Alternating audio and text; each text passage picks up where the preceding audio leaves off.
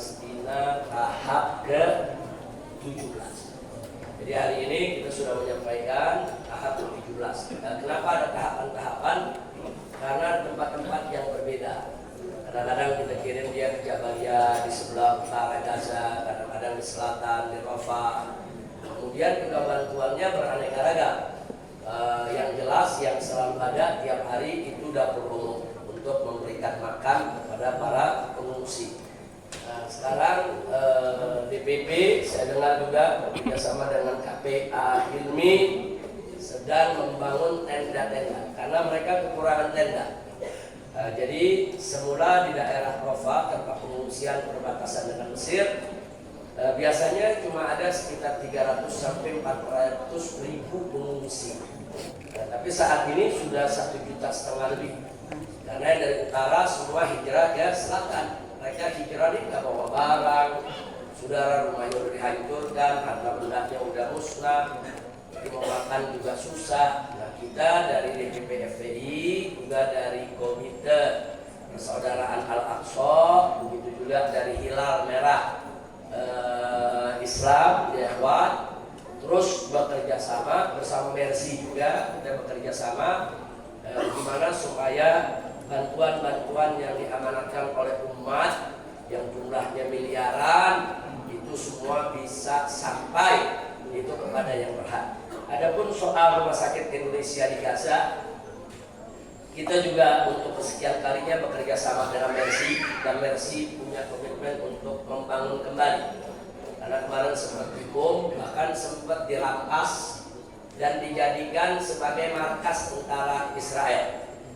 Sampai-sampai Hamas meminta izin kepada umat Islam di Indonesia, mereka mau serang dan mereka mau hancurkan, bukan karena rumah sakitnya, karena sudah dijadikan markas tentara Israel. Tapi ada kuliah kawan-kawan Mercy di sini terus melakukan kontak komunikasi, bahkan ada delegasi sempat datang ke kedutaan Amerika Serikat di Jakarta, bertemu dengan duta besarnya dan bertemu dengan petingginya, saudara, supaya mereka bisa menghargai kemanusiaan. Jadi terus ada tekanan-tekanan, akhirnya Amerika sendiri yang menekan Israel untuk keluar dari rumah sakit tersebut. Saat ini rumah sakit tersebut sudah tidak lagi diduduki oleh tentara Israel, mereka sudah cabut semua, tapi memang kerusakannya cukup parah. Dan saat ini masih ada police line, masih ada tanda kuning itu dilingkari sehingga kita belum bisa membangun kembali.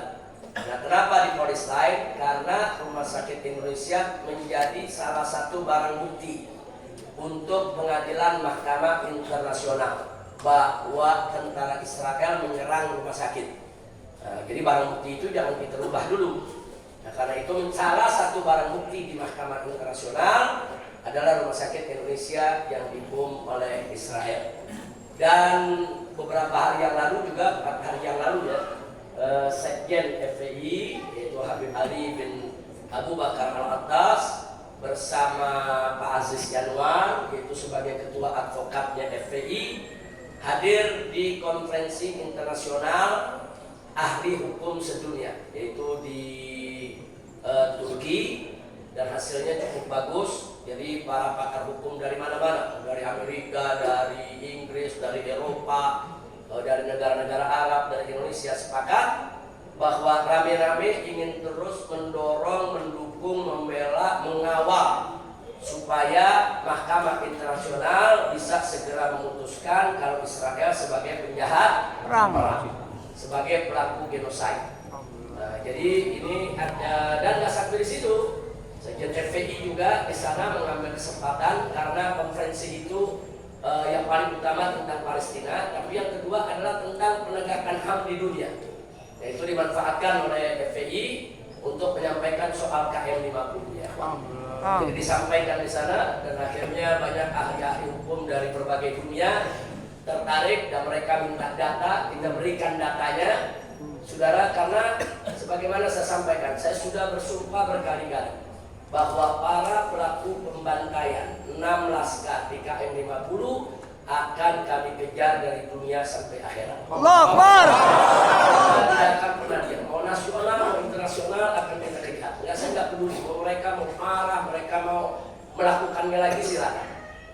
Jadi bagi kami bahwa para pembantai Laskar DKM 50 mereka adalah penjahat kemanusiaan. Mereka telah melakukan pelanggaran HAM berat, yaitu di mana mereka menyergap tanpa hak, kemudian mereka menculik, menyiksa, membunuh, kemudian memfitnah. Nah, ini kejahatan luar biasa. Udah begitu organisasinya dibubarkan. Ditambah lagi pimpinan FPI-nya ditangkapi sudah. Nah, ini nggak bisa dibiarkan. Kita lihat aja.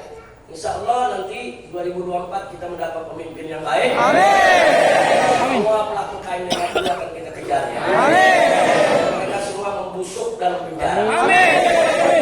Jangan pikir kita ini akan bernegosiasi, kita akan deal, kita akan damai. Oh enggak, ini urusan nyawa. Kami akan kejar mereka dari dunia sampai akhirat.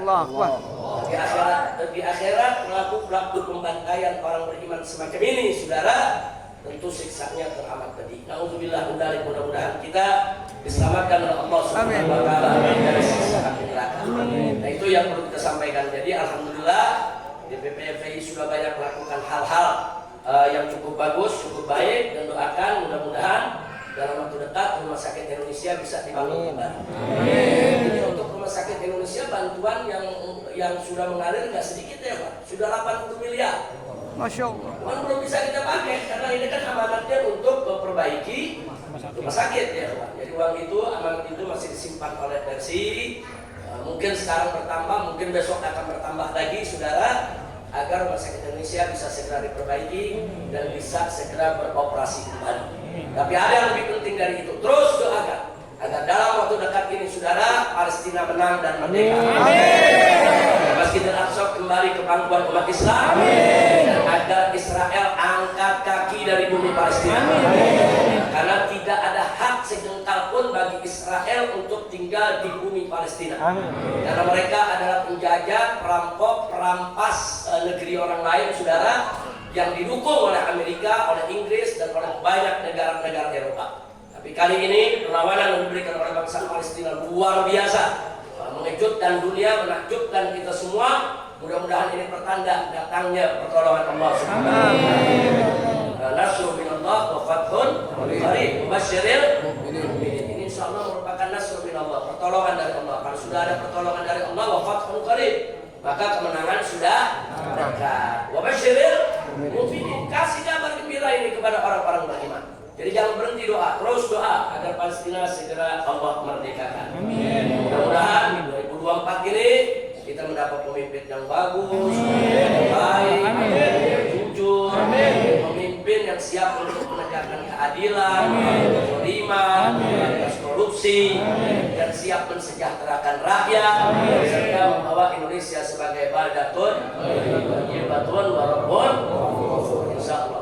Baik, sekali lagi terima kasih kepada para ustadz di sini semua, juga kepada Ayah Dede yang luar biasa, dengan usia yang sudah cukup lanjut tapi semangat mudanya terus beliau itu menjaga daripada segala kegiatan yang ada di Masjid Al-Islam. Begitu juga semua pengurus yang tidak saya sebutkan satu persatu. Dan juga di sini Habib Idrus, begitu juga Dr. Fikri Bareno yang hadir bersama kita di tempat ini. Mudah-mudahan perjuangan kita semua diberikan kemenangan oleh Allah Subhanahu wa taala. Ala hadhihi niyyah wa likulli niyatin salihah wa ila hadratin nabiyyi Mustafa sallallahu alaihi wasallam. Al-Fatihah.